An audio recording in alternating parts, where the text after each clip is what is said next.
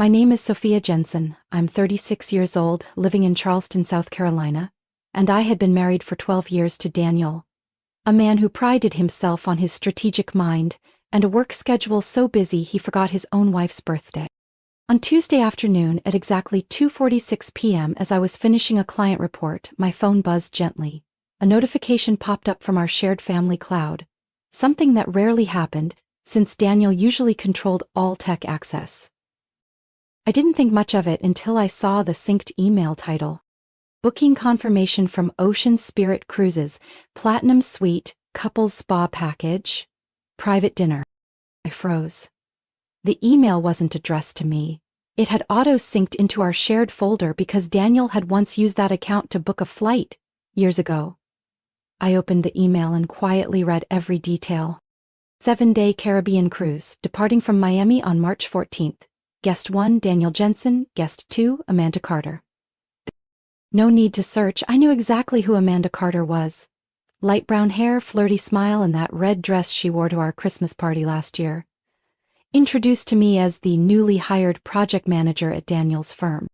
She stood in my kitchen, took a glass of red wine from my hand, and looked at me with an expression I now recognized. Not indifference, but pity.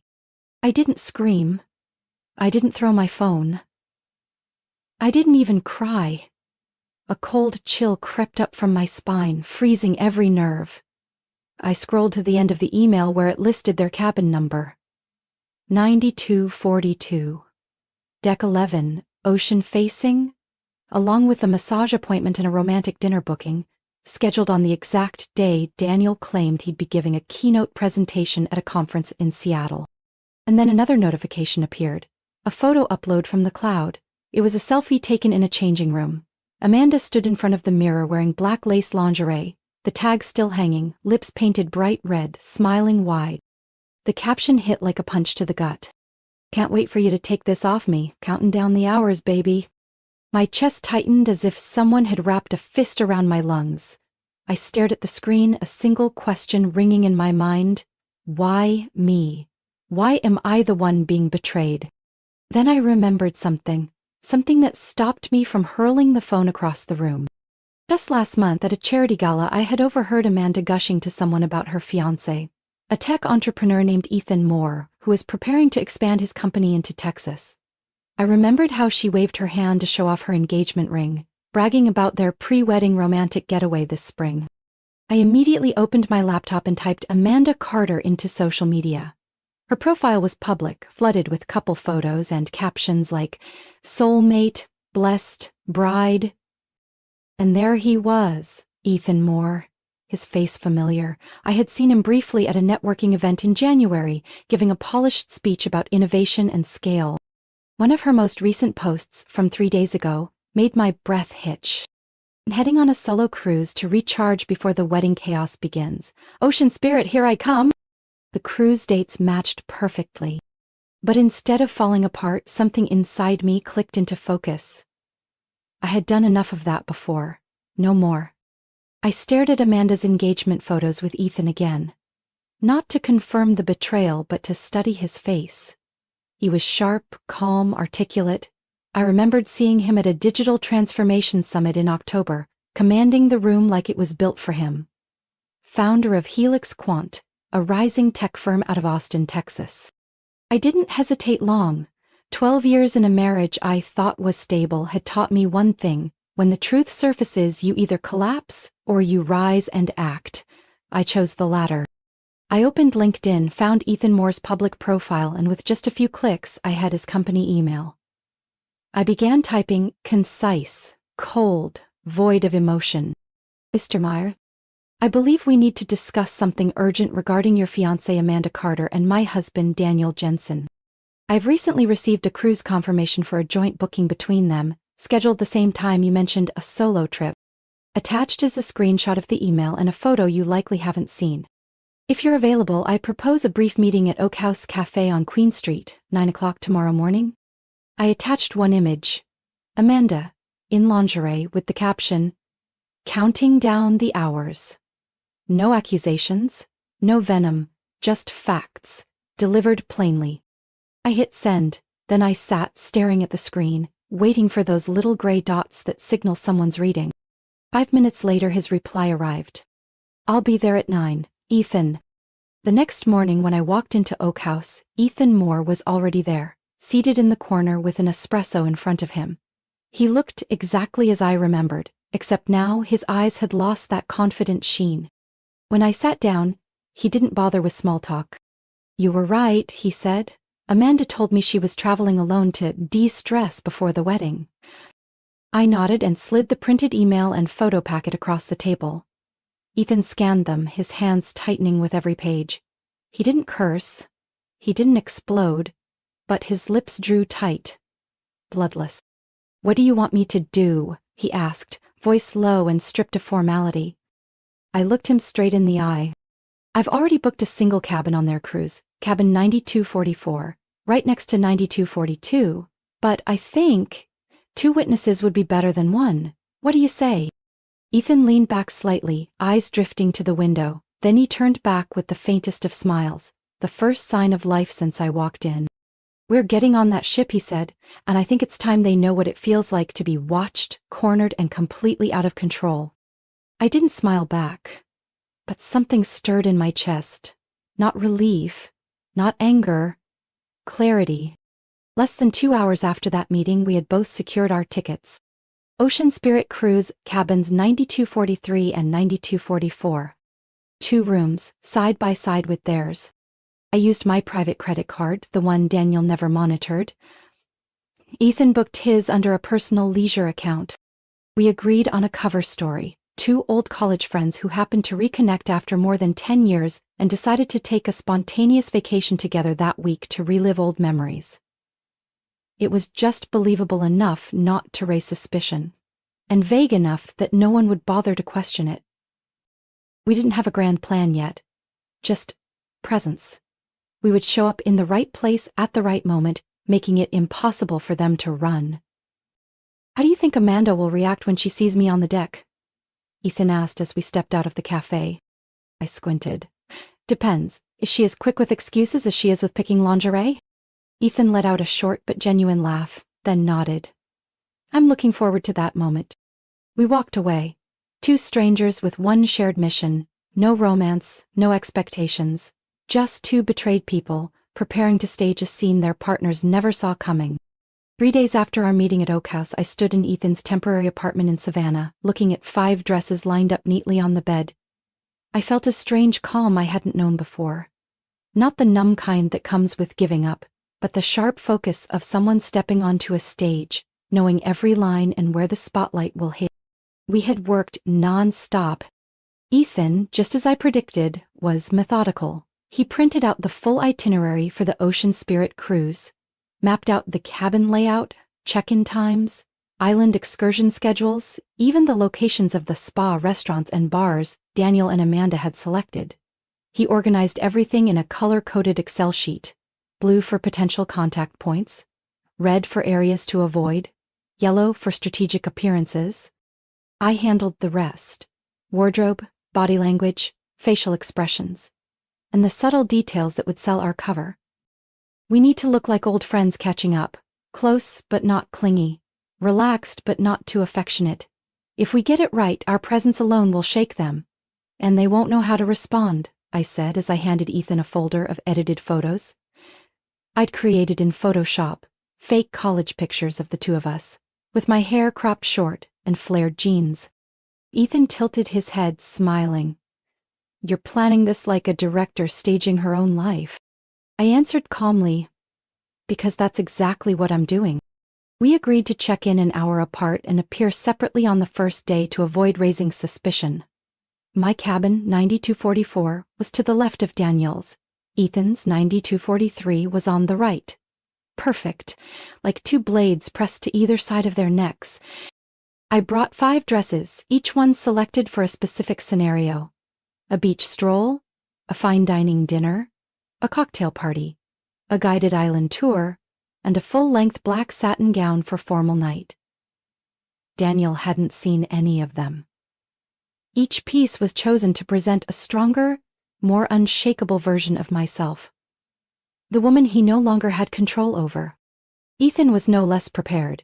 He purchased a new tuxedo for formal night and 3 crisp white dress shirts, perfectly pressed. He had the kind of look that could make Amanda stumble with just one glance, and I knew he'd use it to our advantage. We even rehearsed reaction lines. If Daniel ran into me at a restaurant, I'd feign light surprise, not angry, not broken, just a raised brow. Well, what a coincidence. You're here too? If Amanda saw Ethan at the bar, he'd lean back with a half smile. Fate? Or did you forget your schedule again? We even recorded voice memos to practice tone and delivery for those velvet dagger moments. Sharp lines they couldn't refute, but that would leave them stripped bare. I had also prepared things Daniel never knew I had. Bank statements, restored text histories from our cloud, and a running document of every lie he'd told over the past year. Not to play the victim, but to be ready with undeniable evidence at the precise moment it mattered. Ethan had his own files. He contacted a former college friend who now worked in Amanda's IT department and retrieved GPS logs, flagged charges on company credit cards, and internal reports showing Amanda had used corporate funds for unauthorized purchases. He said, "I'm not doing this for revenge. I want her to understand that trust isn't something you bargain with." The night before departure, we met at a small riverside wine bar. We were no longer just the betrayed. We were people who had taken back control and were about to walk into a battleground we had drawn ourselves. "You ready for this?" Ethan asked, raising a glass of whiskey. I looked out at the lights shimmering on the water, then back at him. Ready for everything, but not just to expose them. To reclaim my life. He nodded. Good, because after this trip, nothing will be the same. I smiled, not the kind of smile that comes from joy, but the kind worn by someone who knows exactly what's coming and isn't afraid. The first day aboard the Ocean Spirit began under a flawless blue sky with a cool sea breeze sweeping across the deck as if unaware that 4 lives were about to collide in a storm. Daniel and Amanda boarded around 10 a.m., according to a crew member I'd befriended earlier. Ethan and I checked in separately on Deck 11, 15 minutes apart. We weren't in a hurry, no need to rush, let them savor the last sweetness of their little parallel world. By the afternoon, it was time to move. The first stop, Harbor Key, a private island owned by the cruise line, was the perfect setting for an accidental encounter. Golden sunlight poured across the white sand, and lounge chairs lined the shore facing the sea. I wore a cobalt blue swimsuit with a sheer mesh wrap, my hair was tied high, retro sunglasses perched on my nose. Ethan waited at the coconut drink bar, shirt slightly unbuttoned, dark shades on, radiating enough chill to make the bartender forget to smile. We chose our chairs, right in front of Daniel and Amanda, 2 rows away, close enough to strike.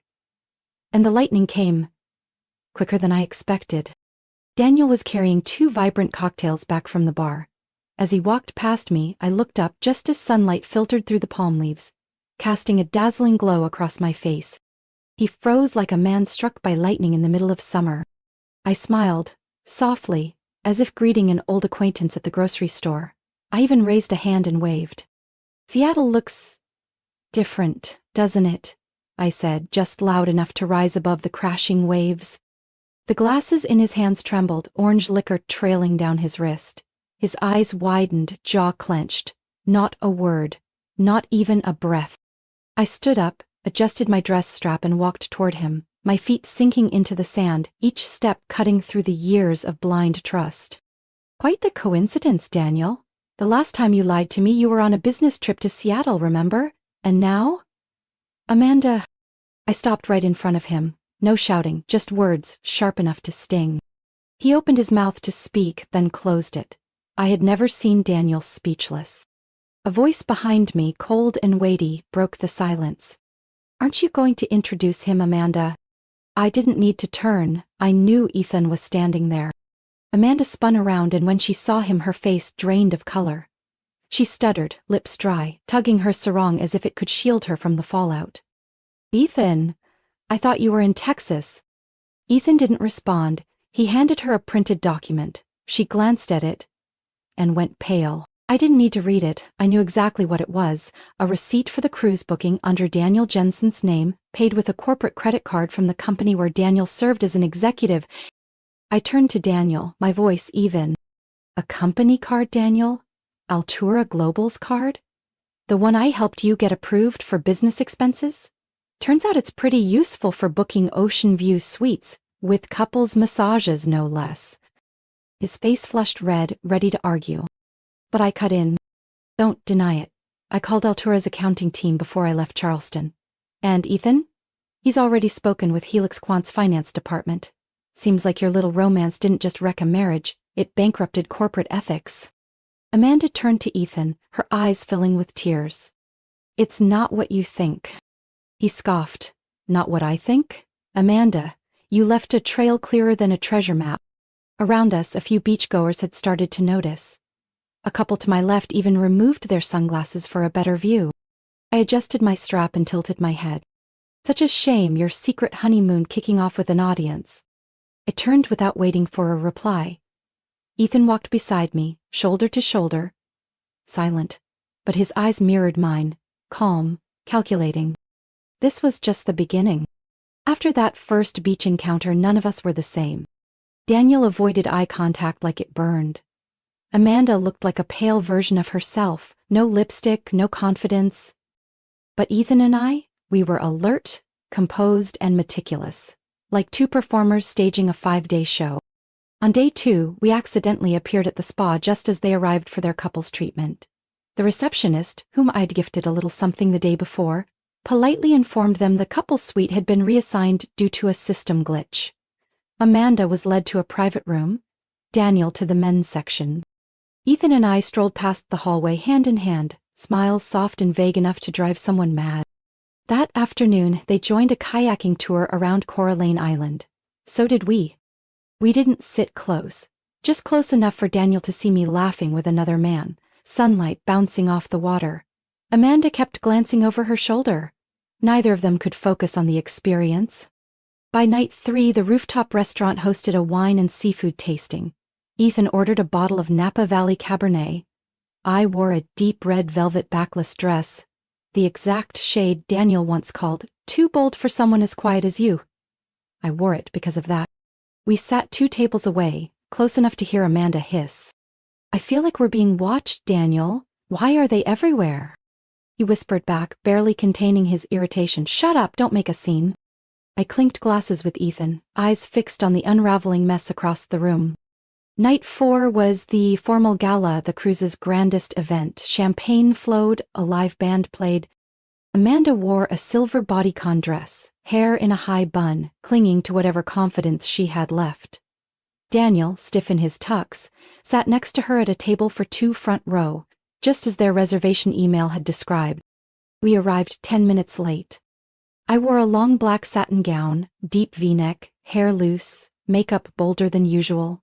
Ethan beside me, sharp in his tailored suit. We mingled, shook hands, laughed with familiar faces from wine night, unaware they were part of an orchestrated collapse. As dinner began, I gave a subtle nod to the sound tech, someone I'd accidentally shown some interesting photos to. A voice boomed from the mic. Before the dancing begins, we have a special surprise for 2 of our guests, to honor their 18-month journey together. I tilted my head and smiled. On the LED screen behind the stage, photos began to appear. Daniel and Amanda at a resort in Mexico last June. At a ski resort in Colorado last January. At a restaurant in the Bahamas last September. All were security camera images I collected when Daniel still used the same travel agency's loyalty account. A few murmurs spread through the room. Daniel shot up. Turn it off. But before anyone could react, the final image appeared, a screenshot of Amanda's engagement post, her beaming beside Ethan, the diamond ring dazzling under the caption, "Officially his, can't wait for forever." Date posted, 4 months after the Mexico trip, which meant she was still hand in hand with Daniel. The entire ballroom fell silent, as if someone had sucked the sound out of the air. Amanda froze, her lips trembling. Daniel looked around, face pale as if he'd just been slapped. Ethan stood, his voice calm. She never canceled our engagement, she just ran 2 lives in parallel and 2 bank accounts. I followed, lifting a champagne glass. We're not here to humiliate anyone, just to clarify, down to the photos, the dates, the footprints. What you thought were secrets were just unverified data. No applause, no laughter, but I could feel the gazes. Not curious anymore, but reassessing the entire narrative. Daniel grabbed Amanda's hand, trying to leave. Before they turned, I gently placed a USB drive on their table. A few voice recordings, in case your memories get selective. They left wordlessly, and that night, as Ethan and I danced under the chandeliers, every spotlight seemed to converge on us. But we didn't need light. The truth was the brightest spotlight of all. The next morning, I woke to the soft crash of waves against the ship, and sunlight seeping through the cabin curtains. But unlike every other morning during my marriage, I woke up fully awake. No illusions. No hesitation. I put on a simple white dress, tied my hair up, then walked to Ethan's cabin to carry out the final part of our plan. On his table lay a navy leather album, silver embossed, A Journey to Remember, Ocean Spirit, 2024. I flipped through the pages, distant shots of Daniel and Amanda, at the spa, on deck, at the wine tasting by the beach. None too revealing, but every expression captured rising tension, confusion, fear. Amanda, with her back turned, crying. Daniel gripping his wine glass, head down. Sitting half a meter apart in the dining hall, surrounded by laughter from other tables. I handed the album to Ethan. He nodded, then called Luca, one of the cruise photographers, someone we'd treated to coffee along with a generous tip. Luca promised to deliver the album personally to cabin 9242 around lunchtime. Subtle. At 1:15 p.m., Ethan and I stood down the hall, 2 cabins from theirs. We clearly saw the attendant knock and hand Daniel the sleek, shrink-wrapped package. The door closed. We couldn't hear words, but minutes later the yelling started. Quiet at first, then louder. Something crashed, glass shattered, Amanda screamed. "You promised, you said no one would ever know." Ethan looked at me, his voice even. "We're not done yet." At 3 p.m., the ship's intercom came on. "Would passengers Daniel Jensen and Amanda Carter please report to the management office on Deck 2 regarding travel expense inquiries?" Not accusatory, not harsh, but enough to make everyone turn and whisper. Ethan and I waited in the hallway on Deck 2 as they exited the elevator. Daniel's shirt was rumpled, his eyes downcast. Amanda wore sunglasses, but they didn't hide the panic. Inside the office, a representative from Altura Global, the company Daniel worked for, was already there. I had sent them every receipt, email, and reservation detail. Spa vouchers, suite upgrades, charges to the corporate card. All aligned with the days Daniel had claimed to be at conferences. Amanda, on the other hand, received a notice from Helix Quant's finance assistant. Her system access was locked and her account frozen pending a review of her personal spending through the startup. Ethan had submitted his analysis to the board 3 days earlier, and it had just detonated. We stood outside in plain view through the glass, letting them see us. I watched Daniel lift his head. No anger this time. Only what I had once seen in my own eyes the night I found the yacht email. Collapse. When the ship docked in Miami the next morning, I waited by the gangway, holding a small beige envelope. Daniel arrived late. He looked drained, shirt wrinkled, suitcase dragging behind. Amanda had disembarked an hour earlier. I handed him the envelope. He didn't take it at first, but eventually accepted it, as if he already knew what was inside. I spoke clearly. "The divorce papers are ready. The court will mail the official copy to the attorney's office. All accounts have been separated. The Charleston house was rekeyed on Monday. Your belongings are at Harborview Hotel, room 604. I booked it a week ago." Daniel looked at me, his eyes empty. Not because he couldn't guess, but because there was nothing left to hold on to. I walked away, without looking back. Behind me, Ethan was waiting, holding a cup of coffee and a canvas tote bag embroidered with the Ocean Spirit logo. He handed me a pair of sunglasses and said softly, "Well, that's the end of a chapter." Put on the glasses and smiled. "And now, it's the start of another one." 6 months later, I was making coffee in the sunlit kitchen of my new apartment, a seaside unit in Wilmington, North Carolina. From the 6th-floor balcony, I could see sails gliding across the horizon each morning, and hear the waves crashing like the steady heartbeat of a life I was rebuilding from scratch. I no longer lived in the shadow of 12 years of marriage. I no longer woke up to lifeless messages like late meeting or don't wait for dinner. My days now began in silence, without deception, without compromise, and without needing anyone's permission to simply breathe. I sat down, opened my laptop, and checked my schedule. My small brand consulting business, the same one Daniel once scoffed at as a temporary whim, now had 3 steady clients and a young assistant working remotely. Every contract I signed was proof. I was no longer the woman behind someone else's success. I stood on my own terms. My phone buzzed, a message from Ethan. Just landed. Lunch at Mason's like always? I smiled and replied with one word, yes. We met at the end of each month, without fail, not to relieve the days of revenge, but to share what had changed, and to remind each other that we made it through what once seemed impossible. Ethan looked lighter than he had on the last day aboard the ship. His hair was shorter, his smile more relaxed. His company, Helix Quant, had just opened a new satellite office in Raleigh, and he'd decided to temporarily move there for 6 months. I told him about a branding project I'd just landed with a natural cosmetics company, and he shared how one of Amanda's former investors had reached out to him, after learning the former CFO was now facing 3 federal charges for embezzling corporate funds. The trial hasn't started, but according to the lawyer, even a suspended sentence is a long shot, Ethan said casually. And Daniel? After an internal investigation, he was demoted to the market analysis division, relocated from Manhattan to a small branch office in Charlotte. An internal restriction from Altura barred him from using any corporate expense accounts for the next 3 years. According to Caroline, my former friend who still kept in touch with a few of Daniel's old colleagues, he now lived alone in a rented apartment, quiet, and no longer invited to high-profile events. I had returned every wedding gift, every memory photo, and anything that no longer belonged to me, not because I wanted him to remember, but because I didn't want anything left that would make me remember him.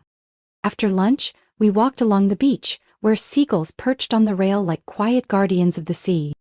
Ethan suddenly spoke, his hand brushing a small velvet box inside his coat pocket. Last week, Ocean Spirit sent me a promo email, he said. I raised an eyebrow. Thinking of another cruise? I looked out. The dark blue water glittered under the sun. 6 months ago, the ocean was where everything fell apart.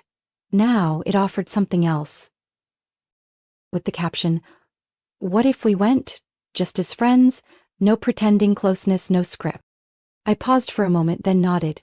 I'm in, as long as this time our room isn't next to anyone else's. Ethan laughed. Scout's honor. That night I lay on the sofa, a steaming cup of tea in hand, reflecting on all I had gone through.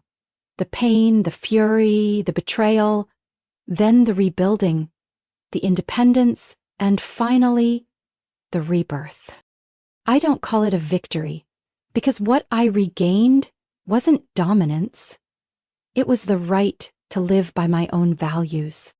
The truth hurt, but it also freed me.